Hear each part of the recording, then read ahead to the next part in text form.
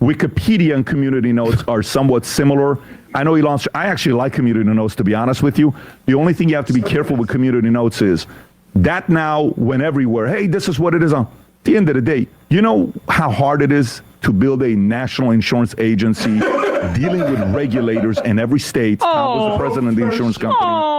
Bizbro Patrick Bet-David seems to be upset at freedom of speech on Twitter/X. When that freedom of speech is directed at him, people on Elon Musk's platform claiming that Patrick Bet-David might be a scammer. Emma Vigeland and Sam Seder of the Majority Report had some fun at Patrick Bet-David's expense over this. We're going to take a look at clips of that. I'll share my thoughts on it too. Let's get into this together. This is a fun one. Speaking of a guy who, multimillionaire? Well, he's not a billionaire, is he, Patrick Bet-David? Oh, no, I wouldn't think he's a billionaire. I think he would have been more upset when I said billionaires should be illegal. Yeah. Oh, that's a pretty corny shirt. I mean... Future looks bright, 24. He's got to get a White Coke in there. He's really... I'll tell you something. All of these guys... this guy, Tim Pool, they all basically have decided we're going to be on Team Trump now, like really just out in the... I mean, like, you know, Patrick Bet-David tried to pretend like early on that he wasn't conservative, and that sort of facade sort of fell away. It's just more lucrative for them on that side. That's basically what it is.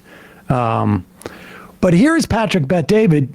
Has he shut down, he doesn't have control over community notes on Twitter, does he?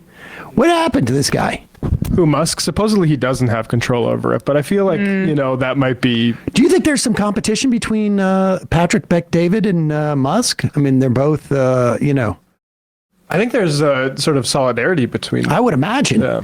But maybe they have a personality clash, because Patrick Bet-David seems to be very upset with community notes. Let's tune in.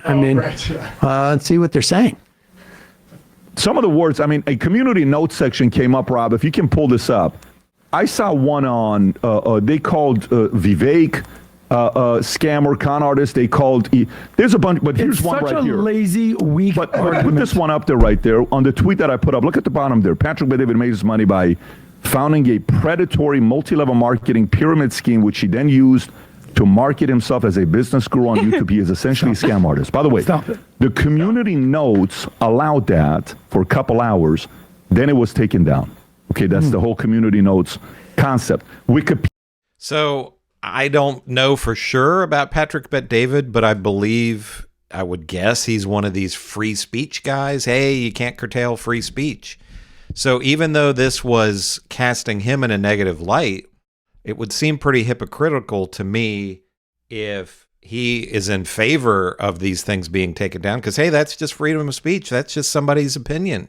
If somebody wants to say that he's a scam artist, hey, freedom of speech. It's America. People are allowed to say whatever they want, right? Isn't that what the right-wingers are always saying? Wikipedia and community notes are somewhat similar. Pause it for a second. How do you get something dropped from community notes? Do you have to contact Elon directly? Do you have to have friends there? You could, I think, maybe ask enough of your followers to downvote it too. That might be another. I wonder also if you could go directly. I'm curious about that. I'm sure Patrick Bet-David wouldn't do that. Patrick Bet-David, it is not similar to Wikipedia. Wikipedia is not for profit, and there are sources that are involved in the creations of those articles. This is a for-profit business run by the world's richest man, who has very murky rules about who is contributing to this community note process and what his role is in it. We know from this whole H-1B controversy that he removed blue checks of right-wing accounts that were criticizing him. So no, there's no equivalent. There's no king of Wikipedia who's doing the exact same thing. Imagine Jimmy Wales throwing his weight around like that. Yeah. So this is, to be clear here, this is when Patrick Bet-David weighed in support of Vivek's essay about why Americans are lazy and mediocre people, generally. Not really addressing the substance of the... And he came back and he said, I didn't mind working 80 hours a week. He was an immigrant from Iran. All I wanted was a shot, he said. This used to be the American way. This used to be the American way. Now I'm confused. Are we supposed to let people in? Because if this guy had to work 80 hours a week, he didn't come in on an HB1 visa. All I wanted was a shot to get people to buy life insurance. I am confused. I am confused here. What is it? Are only people who come in on HB1 visas, are they the only ones that we should be letting in? Or how come when Vivek says that immigrant families have a work ethic and Patrick Bet-David say that they had a work ethic, he didn't come in as an HB1 visa. He doesn't seem to have that technical know-how. I'm confused now as to which immigrants we're supposed to let in and why. It doesn't make sense. All right, continue. Concept. Wikipedia and community notes are somewhat similar. I know I actually like community notes, to be honest with you. The only thing you have to be careful with community notes is that now went everywhere. Hey, this is what it is. At the end of the day, you know how hard it is to build a national insurance agency dealing with regulators in every state. Tom was the president of the insurance company. He's the CSO of it till today. You're dealing with every single agency. We pay taxes in God knows how many states. To grow a company like that, and then for somebody to cut a check for $250 million after they do quality of earnings, which Tom, can you tell everybody what a quality of earning is? Well, a quality of earnings report, so everyone knows how to sell a house. In the middle of selling a house, you need an inspection. If you're buying a house, your bank requires the inspection to assure that the house is in good shape, and they're going to give you a mortgage for it, right? Yeah. Very simple. Yep. An inspection times 1,000 is a quality of earnings report that gets done on your business. So they say, hey, we like to do an inspection, and part of that inspection is going to be quality of earnings. What do? They're looking for fraud. They're looking for offshore bank accounts. They're looking for transactions They going back to the literally owner. go through your bank account and watch every single Correct. expense, anything you ever bought, purchased, personal, everything. They look for Wire multi-level marketing. Wire transfers. But you have to do it. You're about to cut a $250 million check. So think of it as you're selling a company, and the inspection, the house inspection to sell that company, is called a quality of earnings report, and it only gets done by people like PwC and Accenture. Pause it Big now. So far companies. as I can tell, what he's saying is he's talking. He had a forensic audit when he sold his company. Is that it? Yeah. Did he sell his company? Yeah, I believe that's how he A cashed. forensic audit is for when a larger company's come, or maybe not necessarily a larger company, but probably a larger company coming in to buy your company. They want to make sure that your books aren't cooked so that they can expect we're going to pay X. We're going to get a return of Y. That's basically what they want to make sure that there is no internal chicanery. But I don't think that really addresses what the community note was, because the community note says that it was a multi-level marketing thing and a scam. Mm-hmm. Now, look. I'll read it. Patrick Bet-David ran an insurance company, PHP, that operated as a multi-level marketing agency. An MLM has a structure that is similar to a pyramid scheme, though an MLM is technically legal so long as they sell an actual product. Yes. So I think what Patrick Bet-David must have misinterpreted what the comment was, the community note was, because he thinks that it's saying that internally we played fast and loose with our books and we didn't spend money. No, I think what they're saying is that your entire enterprise is a scam, even if it's done legally. So I'm trying to just But I will say that business people, a lot of business people don't believe that those two things can be the same. Right. Yeah. So, for instance, like, I could sell a product like, I don't know,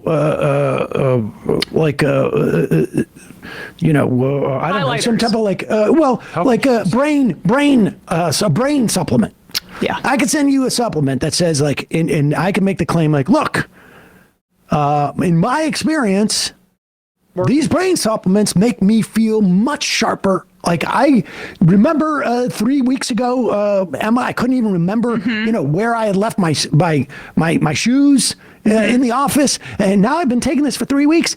I know exactly where my shoes are at all times. Yeah. And I could sell this and all my books could be clean. I paid everybody the right thing. I haven't spent any, non-business expenses on anything else. All my books are clean. A forensic audit shows I've done everything exactly right. But I still could be scamming people in the sense that, you know what? There really is no, it's not really enhancing my brain functioning or yours.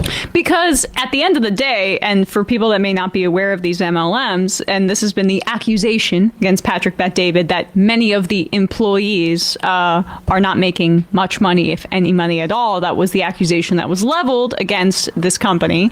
That he was making the people that he was hiring to sell insurance. Well, you can't sell my insurance unless you buy it first. So this is how it works. And there's someone who tried to recruit me into one of these things. There's a lot of women on Facebook that get suckered into this kind of stuff. There's somebody at the top that wants to make a lot of money and they want to, quote, sell a product, but they don't make a majority of the money in an MLM selling the product. How they make the money is they get some lieutenants who then get a fee, a very exorbitant fee, if they hire more salespeople. Yeah. So the bulk of the money that's being made is by these people right below the person at the very top hiring more people, and then those people hire more people, and all of that money. They all have to buy the product to get hired, and they have to pay a fee to become a salesperson to have the opportunity to be a part of this, to be economically liberated. But if now you you're get in the hole. Yes. And so how do you get out of the hole? You recruit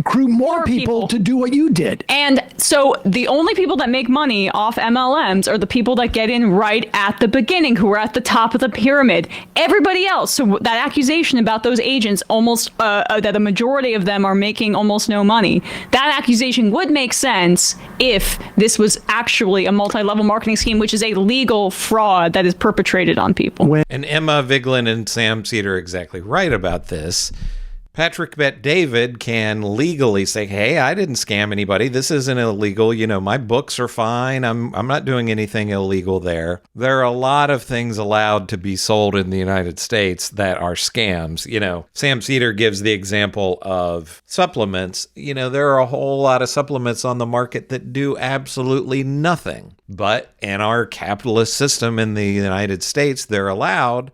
So, hey, people selling a supplement, you know, it could just be a completely worthless powder that does absolutely nothing. They say, hey, I'm not ripping anybody off. I'm not doing anything illegal. This is perfectly legal. And as they say with Patrick Bet-David, MLM is not illegal in the United States, but MLM is a scam. So the community notes said that Patrick Bet-David is a scammer, and he's not happy about that because he hasn't done anything illegal. And in his mind, he hasn't scammed anybody.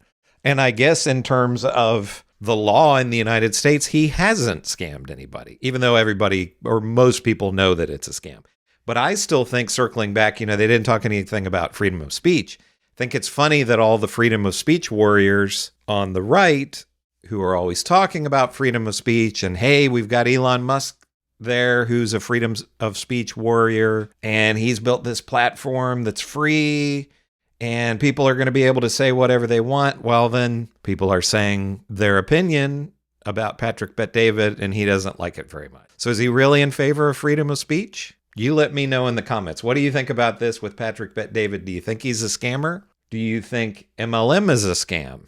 And do you think he should be complaining about community notes on Twitter/X, or should he just be saying, hey, freedom of speech, baby. It's the United States. We're the most free country in the world. I used to be in Iran, Patrick Bet-David, that is. But now I'm in America where everything is free and people should be able to say whatever they want. Let me know in the comments about what you think about this. This is Chris on Culture. I will see you in the next video.